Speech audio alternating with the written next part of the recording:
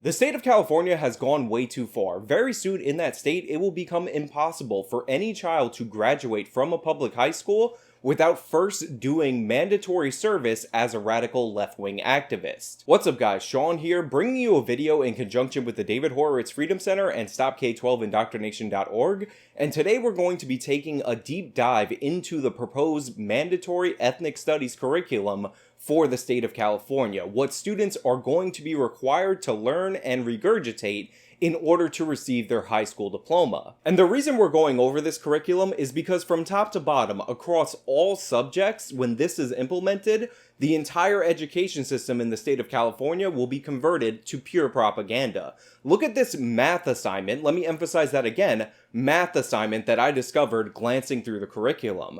According to this math assignment, students will have to write a letter to the Oakland Police Department demanding that they stop racially profiling their own residents. The only thing close to a math problem that's in here is numbers on the stops that are committed by the Oakland PD compared to the overall black population in the city of Oakland. Nowhere in this assignment that's thinly veiled anti-police propaganda is any mention of the level of crime of this demographic of people, which would be much more indicative of whether or not the police stopping them would be in a discriminatory manner. It's just assumed, baked into the question, that is forcing our students to become activists in the state of California against the police department for what likely is not even a discriminatory police practice. Now, if you thought that was the end of radical left-wing anti-police propaganda being force-fed to the students of California's public schools, then you're sorely mistaken, because this curriculum also calls for the mandation across the state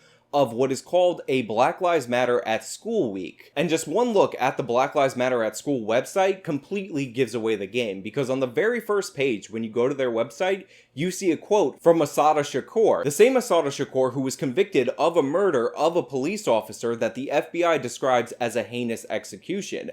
The same Assata Shakur who, rather than face the consequences of her own actions, escaped from prison and fled to Cuba, and was the #1 ranked woman on the FBI's terrorist list. So not only is the state of California mandating the teaching of grievance politics across all state schools and requiring their students to become left-wing activists in order to graduate, but they're also outsourcing it to organizations that put forward a convicted cop murderer and terrorist as a shining example for what the kids should aspire to be when they grow up. The state of California has gone too far. Social justice math problems, upholding terrorists as our nation's heroes, making students write essays about who's responsible for the genocide of the natives in the state of California. It's just too much, and these activists are embedded at every level of California's government.